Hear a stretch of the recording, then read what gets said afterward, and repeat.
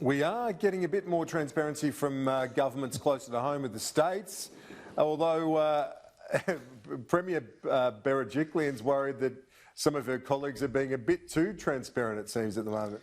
Yes, I believe that's the case. So we had this schools decision we flagged a couple of weeks ago that it's full-time public school next week. Makes a lot of sense when the privates and the Catholics have already gone back full-time. It had been 1 day a week in New South Wales. And that leaked out even before the end of the Cabinet meeting. So they discussed a range of lifting other restrictions, but they decided to keep the specifics on that to the leadership group, the Premier of New South Wales, in the hope of plugging further leaks. Look, everything from interstate travel, that should be first off the mark, zoos and museums, and then the lifting of restrictions in restaurants and cafes I expect to come in the next few weeks once the health data is assessed and there's no major outbreaks, which I don't expect there to be. One thing that has been said to me by government sources in New South Wales is New South Wales Health obviously is very cautious in their advice, and their advice includes, rather pessimistically, that there could be no vaccine and we might just have to live with this thing in perpetuity. That's what the New South Wales ministers have been hearing. There's so much conflicting advice about this, as you continue to point out, Kieran. Professor Peter Doherty, who's a world leader in this field, thinks that by the end of the year we could have a vaccine, but some pessimistic warnings there from the New South Wales health authorities at least. And continuing tension over borders until Gladys Berejiklian lifts that intrastate travel ban. I don't think she can push too hard on this. Once that occurs, she probably can. There'd been hope, I guess, of opening some of these borders for the July school holidays. Anastasia Palaszczuk pointing to September. Well, it's not too far after that until the Queensland state election. One wonders whether she isn't really thinking about political concerns there, but she might want to think about local jobs. Anyway, Mark McGowan joined in yesterday. He says, I'm not opening the borders yet. And then we heard from Stephen Marshall. Let's hear first from Gladys Berejiklian and her warnings on might get no vaccine, schools coming back. A bit dire, a bit not the sort of warning you want when you're encouraging parents to take your children back 5 days, I think. A little pessimistic as well. Then we'll hear from Stephen Marshall on the borders. I'm looking forward to Monday bringing normality back to families and making sure that we can proceed to live with COVID-safe schools during the entire duration of the pandemic, because we don't know when the vaccine, if there is ever going to be a vaccine, is made available. We don't know how long that will take. So what we have to do is learn to live in a COVID-safe environment. We don't have a date on it at the moment, and it really does depend on how the other states perform.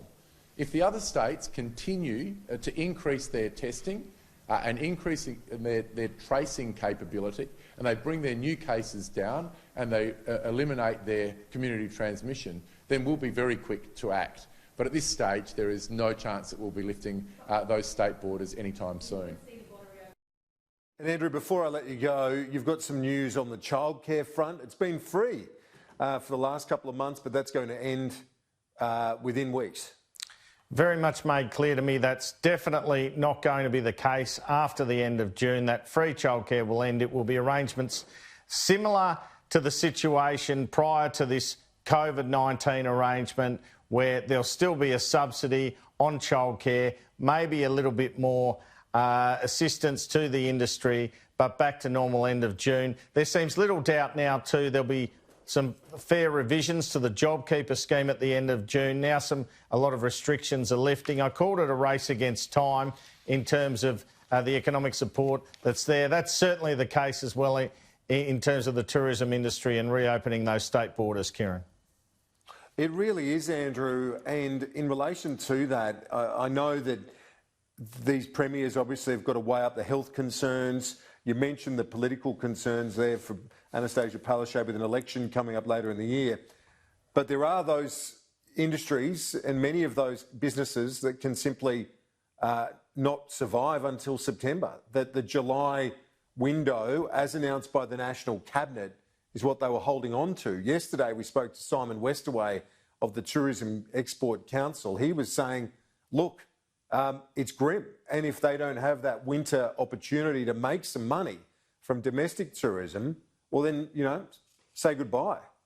And I believe a lot of it is politically driven. It's hard for, say, Mark McGowan, when it seems to have been, the virus seems to be have been eradicated in WA, to say, well, we're just going to let it in with a few cases here or there.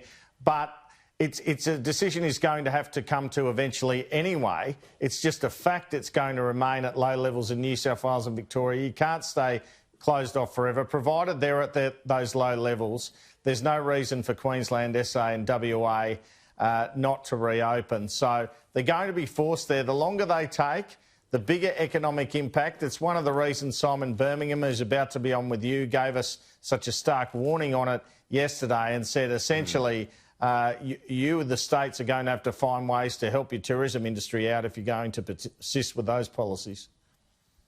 Yeah, exactly. We thought that the domestic tourism might be the glimmer of hope for some of those businesses, but maybe not if the premiers don't accede to that request from the federal government. Thank you, Andrew.